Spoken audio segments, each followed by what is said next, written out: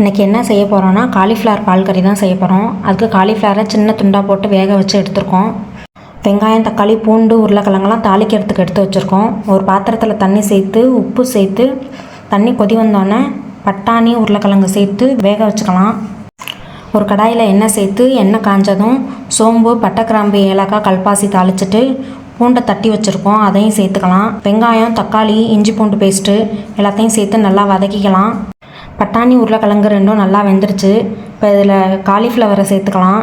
இதோட 1/2 ஸ்பூன் மல்லித்தூள், 1/4 ஸ்பூனுக்கும் கம்மியாக கரம் மசாலா தூள் சேர்த்துக்கலாம். இப்போ தேங்காய், 5-6 பச்சை மிளகா, 2 ஸ்பூன் பொட்டுக்கடலை சேர்த்து நைஸாக பேஸ்ட்டாக அரைச்சி வச்சுருக்கோம். அதையும் இந்த காலிஃப்ளவரில் சேர்த்துட்டு தக்காளி, வெங்காயம் வதக்கி வச்சுருந்தோம்ல, அதையும் காலிஃப்ளவரில் சேர்த்துக்கலாம். 1/4 ஸ்பூனுக்கும் கம்மியாக உப்பு சேர்த்துட்டு 1 டம்ளர் தண்ணி சேர்த்து நல்லா ஹை ஃப்ளேமில் கொதிக்க விட்டுக்கலாம். இப்போ நல்லா கொதிச்சிருச்சு. ஒரு 10 நிமிஷம் லோ ஃப்ளேமில் வச்சுட்டு கொத்தமல்லி இலை சேர்த்துக்கலாம். இந்த பால் கறி குழந்தைங்களுக்கெல்லாம் ரொம்ப பிடிக்கும். ட்ரை பண்ணி பாருங்கள்.